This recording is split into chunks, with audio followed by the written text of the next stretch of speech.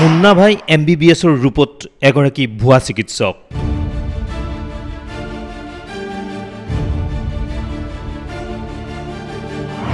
সামগুৰিত সংঘটিত হৈছে এই ঘটনা।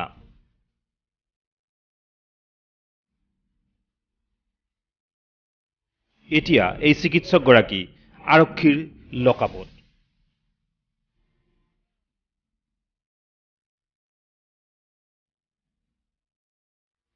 এক গোপন সূত্ৰৰ তথ্যৰ ভিত্তিত সামগুৰি আৰক্ষীৰ হালনা আৰক্ষীৰ যুটীয়া অভিযানত গ্ৰেপ্তাৰ এইগৰাকী ভুৱা চিকিৎসক।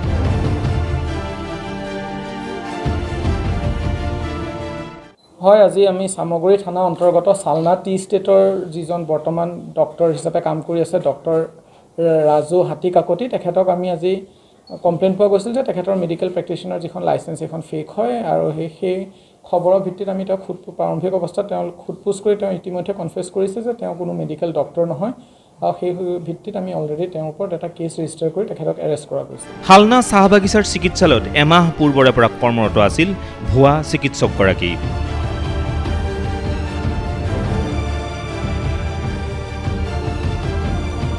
বিভিন্ন অনুজ্ঞাপত্ৰ জালিয়াতি কৰি ব্যক্তিগত চিকিৎসক হিচাপে পৰিচয় দিছিল বাগিচা কৰ্তৃপক্ষক।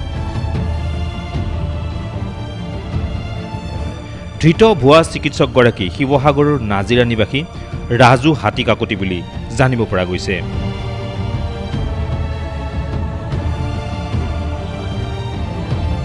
গুৱাহাটীৰ পৰা অহা এটি বিশেষ দলে তদন্ত কৰি ৰাজু হাতী কাকতিৰ অনুজ্ঞাপত্ৰসমূহ ভুৱা বুলি জানিবলৈ দিয়ে। এজন এৰেষ্ট হৈছে ভুৱা ডক্টৰ। তেওঁ বহুত দিনৰ পৰা ফেক চাৰ্টিফিকেট এখন উলিয়াই ডক্টৰ বুলি নিজকে আইডেণ্টিটিটো দি পেলাই প্ৰেক্টিছ কৰি আছিলে। আমাৰ ওচৰত অকণমান ইনফৰ্মেশ্যন আহিলে চ'ৰ্চৰ পৰা আহোঁতে ইনভেষ্টিগেট কৰি চোৱা গ'ল আৰু তেওঁ যোনখন চাৰ্টিফিকেট দিছিলে সেইখন যোৱাকালি মই গুৱাহাটী মেডিকেল কলেজৰ প্ৰিন্সিপালক দেখুৱালোঁ। প্ৰিন্সিপালে এখন মোক ৰিটেন দিলে যে তেনেকুৱা চাৰ্টিফিকেট আমি ইছ্যুৱে কৰা নাই আৰু এইখন ফেক বুলি প্ৰিন্সিপাল লিখি পেলাই দিলে। ইয়াৰ পিছত এতিয়া আৰু কনফাৰ্ম হ'লোঁ যে হয় ফেক হয়। তেওঁ এটা ৰেজিষ্ট্ৰেশ্যন নম্বৰ দিছিলে এপ্লিকেশ্যনখনত। ৰেজিষ্ট্ৰেশ্যন নম্বৰটো হ'ল এগৰাকী লেডি ডক্টৰৰ যাৰ ঘৰ হাফলঙত। তেখেতে কিন্তু ডক্টৰগৰাকী লেডি ডক্টৰে কাম কৰিছে দিল্লীত গুৰু গোবিন্দ সিং গভৰ্ণমেণ্ট হস্পিটেলত। তেওঁৰ লগতো কণ্টেক্ট কৰিলোঁ। তেওঁ ক'লে যে মই বহুত দিনৰ পৰা অসমত নাই, কিন্তু মোৰ ঘৰ কাৰ্বি আংলং হেৰিত হয়, হাফলঙত হয়। তেতিয়া আমি আৰু প্ৰুভ হ'ল যে সেই নম্বৰটো সেইগৰাকী ডক্টৰৰ। তেওঁৰ চাৰ্টিফিকেটখন পঠিয়াই দিলে, তেওঁৰ অৰিজিনেলখন, সেইখনো চালোঁ আমি। এইখনৰ লগত নিমিলে।